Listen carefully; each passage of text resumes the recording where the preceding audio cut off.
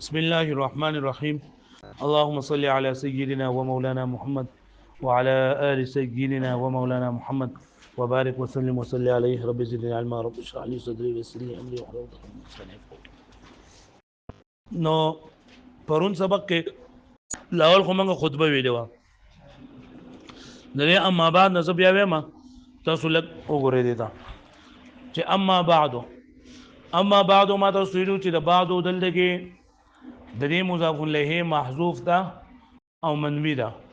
منوی یعنی پنځت کې ده، اصل کې بعد الحمد والصلاه،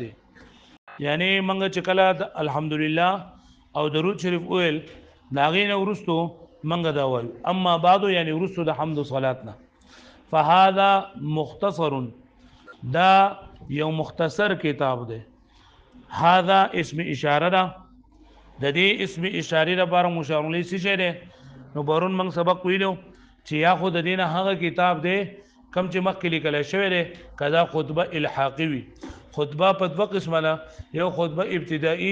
یو خطبه الحاقی. خطبه ابتدایي دي ته ویل کېږي چې د کتاب نه مخکې دی خطبه ولیکي. نو کدا خطبه ابتدایي نو د هاذا لپاره مشار الیه هغه مضمونونه دي کم چې د مصنف په ذهن کې موجود دي. او کچرتا دا خطبه الحاقی وی، خطبه الحاقی وی، نو بیا د دې هاذا لپاره اسم اشاره، د اسم اشاره لپاره مشار الیه دغه کتاب د کوم چې مصنف رحمت الله علیه لیکل دی. فهذا دا کتاب یعنی کوم چې ما لیکل دی مختصر، دا مختصر دی. مختصر ما تاسو ویلو هغه دی ویل کېږي چې الفاظ پکې لږ وي معنی پکې ډېری وي. مضبوط محفوظ کله شوی دی، لیکل شوی دی په نحو کې. مضبوط او مختصر دواړه چې د حشو او د تطویل نه خالی. جماعت فيه مهمات النحو، ما جمع کړی دي په دې کتاب کې مهمات النحو، اغا مقاصد د نحو، غټي غټي خبرې د نحو، اهم خبرې د نحو، على ترتیب الکافیه دی په ترتیب د کافیه باندې. لکه څنګه چې دا کافیه عظیم شان کتاب دی ترتیب بهتر دی، دغه شان ما د هغې په ترتیب باندې خپل کتاب لیکلی دی چې څنګه پای کې لاول مقدمه ده، بیا به مرفوعات او منصوبات او مجرورات دي، او بیا به توابع دي، بیا به مبني دي. دغه شان ما د خپل کتاب لیکلی دی. مبوبا و مفصلا، تاسو ته ما ویلو چې دا مبوبا په دې باندې واو باندې او په صاد باندې په دې باندې زبر هم کړی دی او په دې باندې زیر هم کړی دی. نو کو زبر بي او کزیر بي دواړه د باب تفعیل سری دي. که مبوبا او مفصلا شي نو دا به د اسم فاعل سری وي، او که مبوبا او مفصلا شي نو دا به د اسم مفعول سری وي.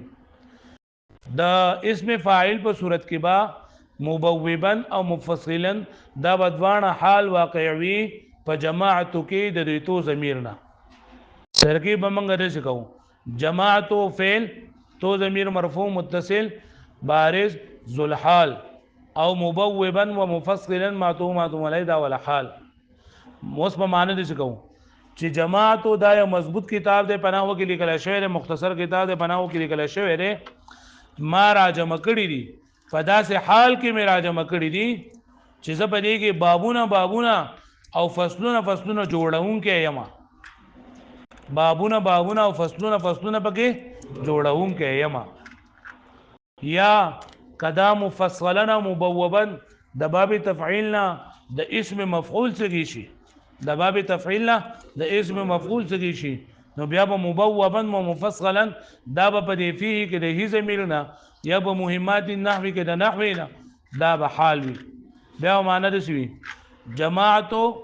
ما جماعتو فعل فاعل فی حرف جر هی ضمیر ذل حال مبوبا و مفصلا معطوف علی دا ولا حال. نو اوس معنی د شو جماعتو ما را جمع کړی دي فيه په دې کتاب کې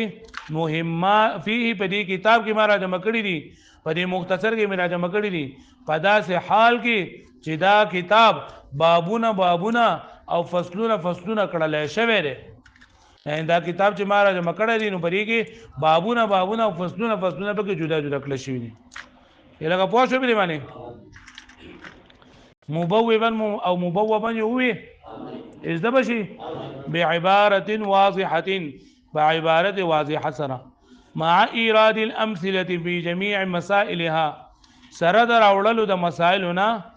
سره در اوللو د مثالوننا فی جميع مسائلها پټول مسائلو کې ان څومره مسائل چې هم دی په دې نه هوکي داغي ټولي د پارا ما مثالونه راوړي دي من غیر تعرض للادله والعلل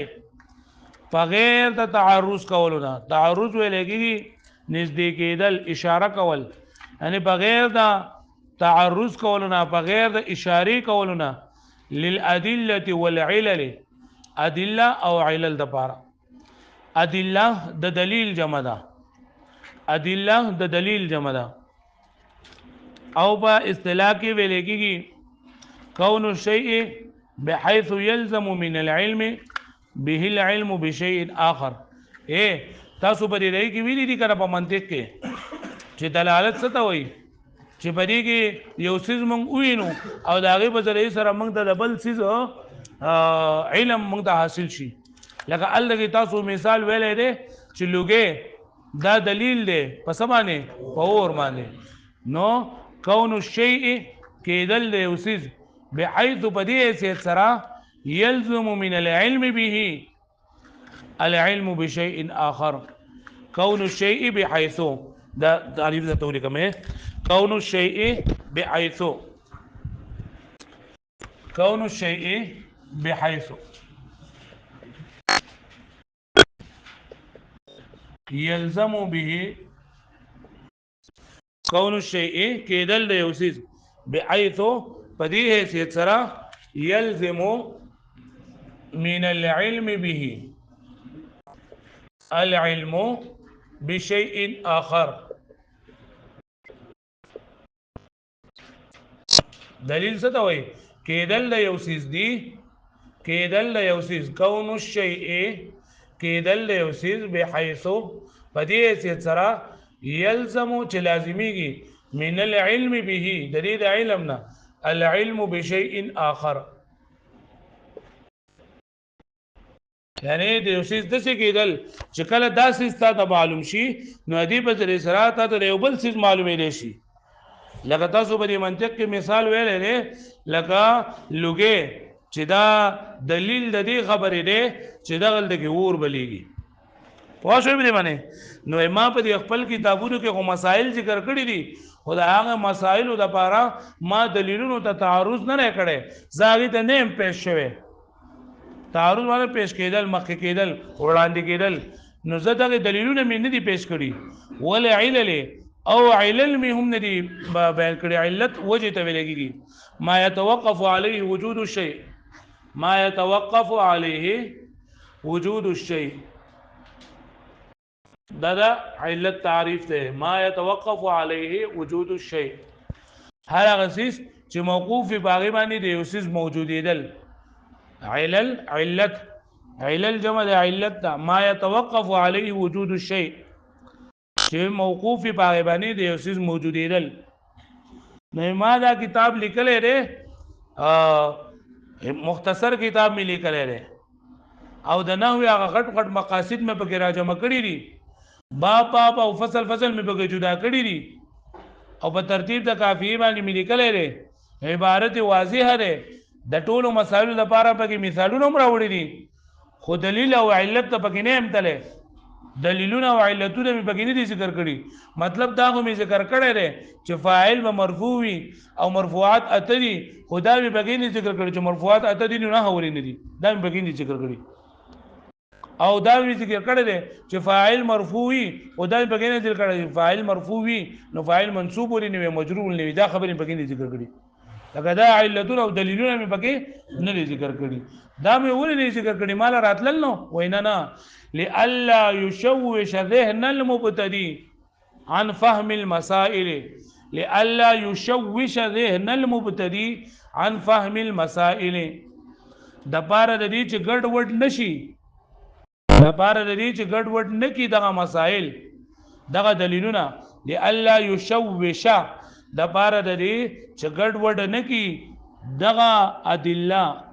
ذهن المبتدي د مبتدی ذهن مبتدی شروع کوونکی ذهن عن فهم المسائل د مسائل د پوهنه تاسو که د خپل کتابونو ته وګورئ نو په ذهن او ذهنو په دې باندې زبر هم کړی دی او پیش هم کړی دی پوه شو په دې باندې زبر هم کړی دی او پیش پې هم دا به یاد ساتئ چې کله په دې باندې زبر شي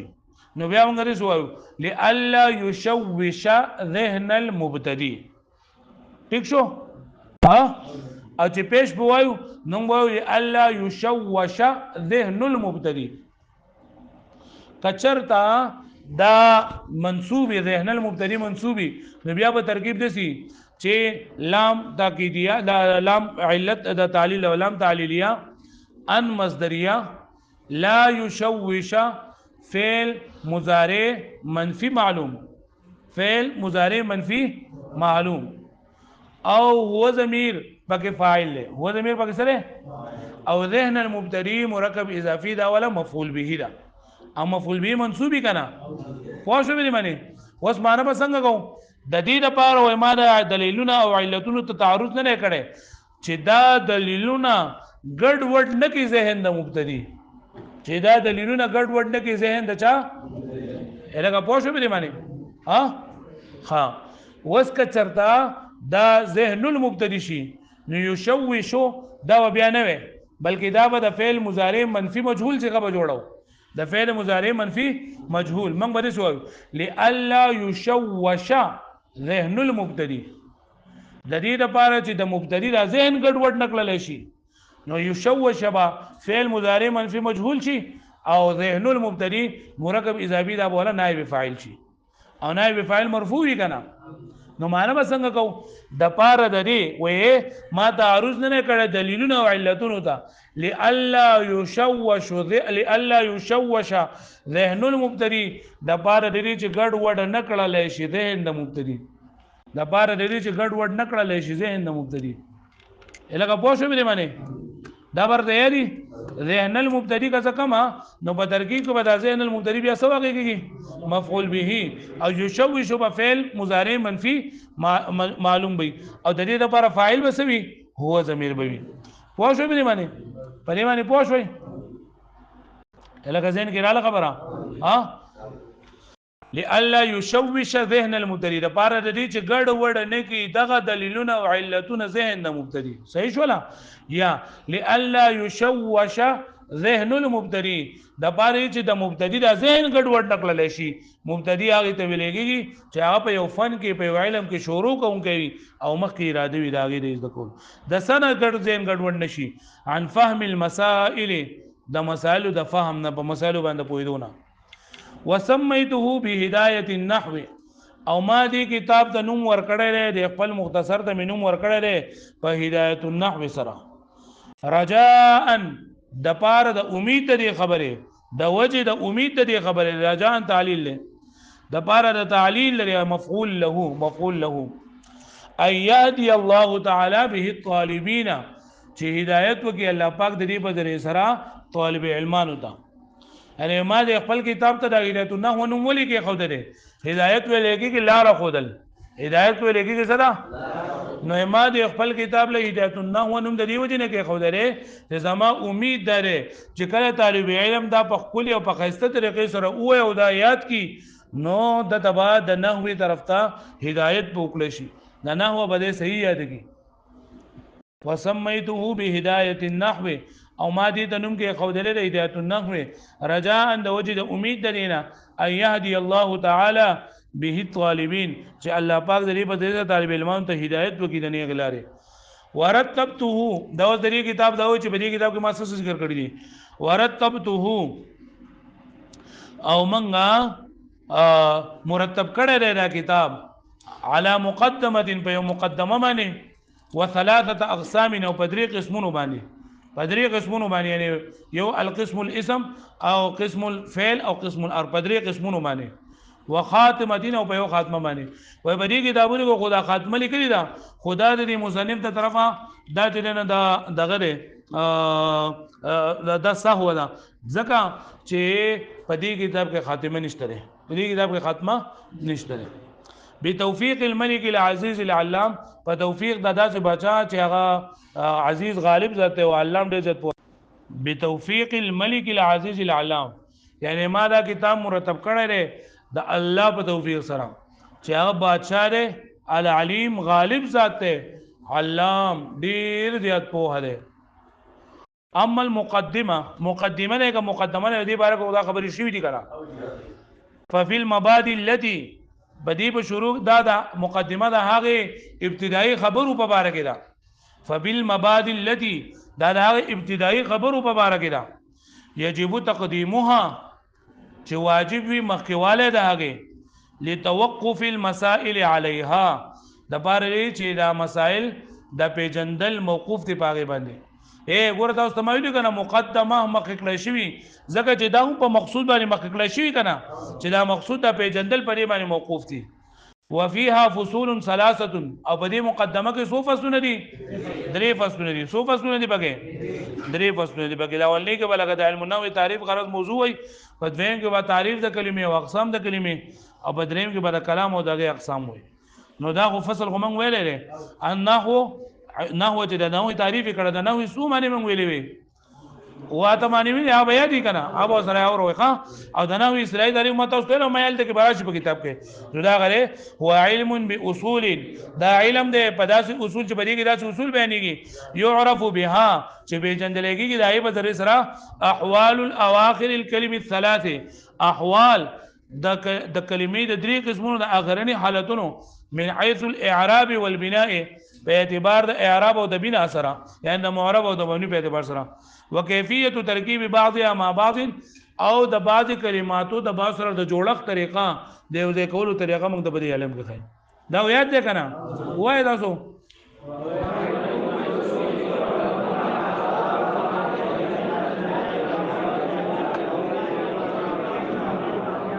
چا دا یاد نه نو هغه به صحیح یاد کړي والغرض منه او غرض د دینا صيانه الذهن عن الخطا اللفظي في كلام العربي بچ کول ذهن دی په لفظي خطا کې د لفظي خطا نه پس کې په کلام العربي وموضوعه الكلمه والكلام موضوع دې سره کلمه او کلام ده لکه پوه شو به معنی نو په نن سبق کې منګه یو خبره او منګه پرونه سبق وې او پای کې د مبوبه نه مفصلت دا ټکی بیان کړي بیا د دلیل او د علت تعریف موږ وکړو او په ذهن المبتدی یا ذهن المبتدی کې د دې موږ وی چې د دې د رفع سه احتمال له او دا نصب سه احتمال له او چې د رفع او کمانو یشو په بیا څنګه وېما او یشو شبه وېما کسب وېما او معنی به څنګه کومه او بیا مقدمه نو مقدمه په باره کې مخکې خبرې اترې شوې دي نه بتاو هغه اولي سبق نه یاد کړي چې مقدمه ده که مقدمه ده او مقدمه ولې ده او مقدمه ولې ده او مقدمه العلم او مقدمه الكتاب هغه او په مقدمه کې چې کوم درې خبرې ذکر شوې په اولنی فصل کې دایمونه وی تعریف موضوع غرض او مخکې شوې دي کنه دا به ماته سبا اورو صحیح ده ان شاء الله وس واړو شابه کم ملګری په کم ټکی نه پويږي په کم ځای نه پويږي راغی ته په زمانہ وکي